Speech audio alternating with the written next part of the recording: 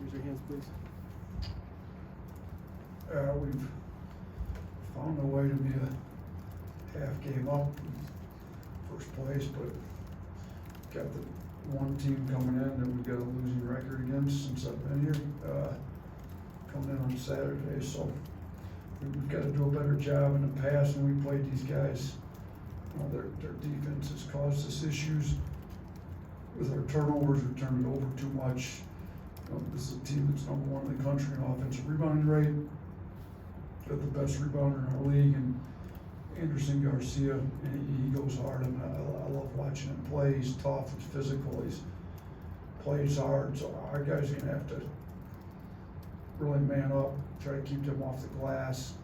You know, with the way we've been starting with the four guards, maybe harder. You know, we may have to make some adjustments and go bigger if they can't get it done, keeping them off the glass. But you know, we've been playing well, obviously. I know LSU, the offensive side was good. We had a week off, which we haven't had that around here. This is the first time since I've been here that we've had a week between games and conference play. So with a week and you can kind of focus more on yourself for at least half the week. We've been trying to go all defense, you know, really try to get our defense improved. So, you know, this team does it a little differently than some other teams, you know, that they've get a lot of their points off offensive rebounds, but they do have the back. I mean, backcourt's one of the best backcourts in the country with Taylor and Radford. I mean, Taylor, when you look at what he does against top 25 teams, I think he's averaging,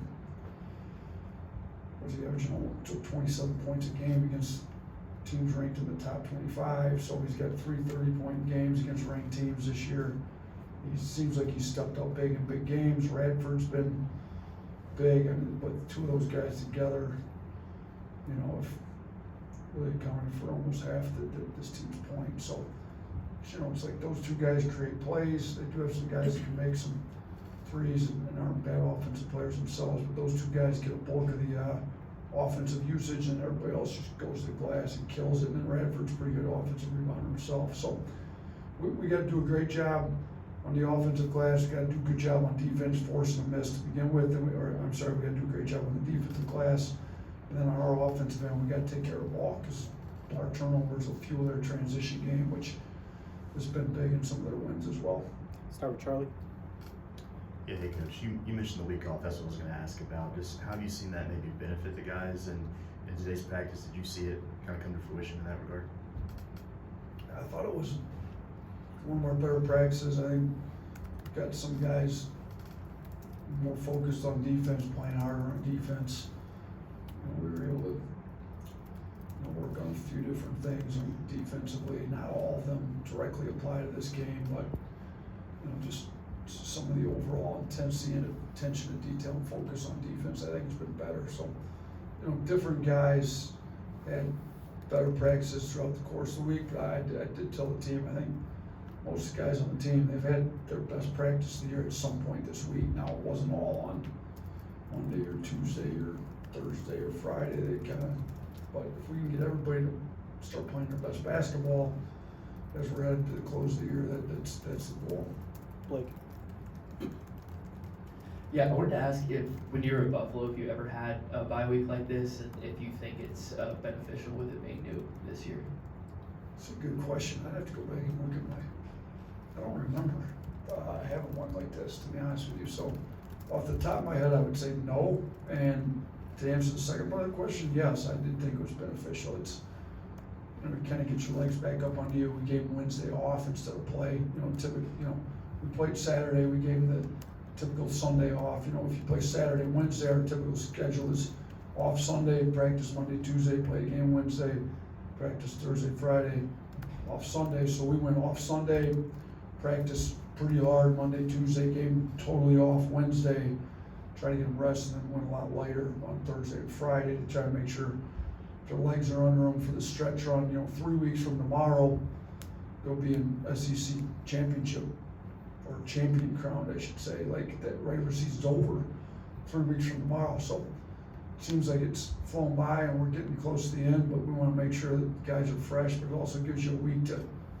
we've been able to focus on some special situation type stuff, and just whatever you may be struggling with, when you got a week between games, you can kind of focus on that. Chase.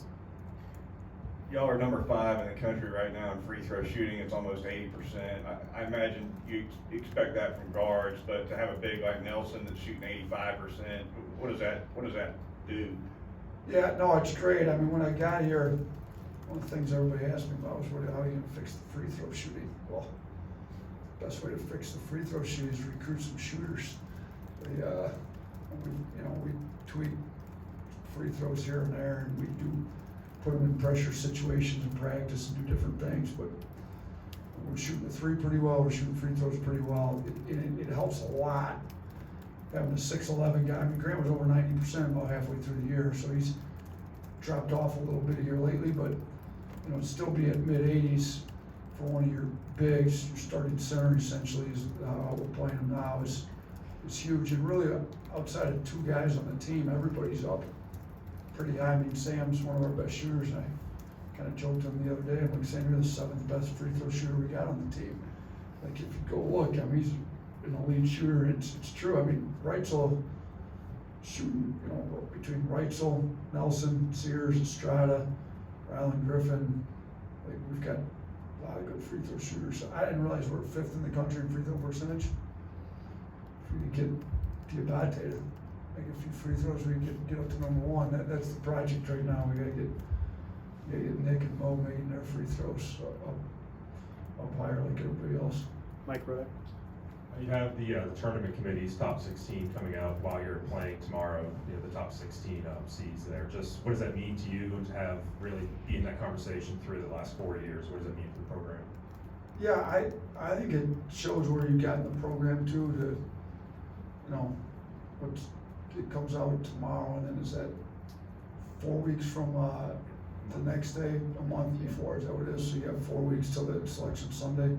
Like, wherever we end up being, and I would assume that we'd be somewhere in that 16, we still got a month of basketball left before selection Sunday. So, hopefully, I don't know, when's it coming out, a halftime of our game or something? First half. Right in the middle of the first half. I'll find out after the game, and I don't be focused on that too much come. I figured Greg would tell you before. Craig, I don't think Greg's allowed to tell me much. He tells me when he's gonna be at the committee meetings, and we've talked about, what they look for, that's more off-season, like scheduling stuff and all that. I don't know I'm gonna be honest with you, Craig hasn't told me, so I don't think he's allowed to. So I'll find out if we're in it, where we're at, what seed, all that after the game. And then from there, you gotta try to improve your seeding. So, like, who can improve it from then till 4 weeks later? So we just gotta be playing our best basketball come March. Nick Alvarez. You mentioned A&M's backcourt. You also mentioned in the past how guard defense needs to be better on your end. Is this kind of like a benchmark game, and getting a week to also prepare kind of help highlight that challenge? Yeah, I think it is, to be honest with you. Our guards gotta be better, and we facing 2 really good guards in Taylor and Radford.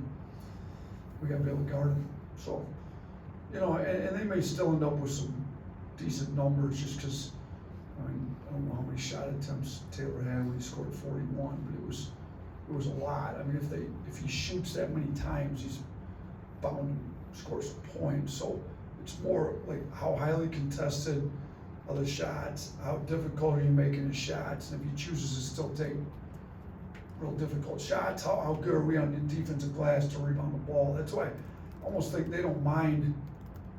Like, none of his teammates seem to mind when he takes a lot of these difficult shots. It's just their job to go get the rebound. So, they've kind of they know their roles well. Taylor and Radford are going to shoot a lot of shots.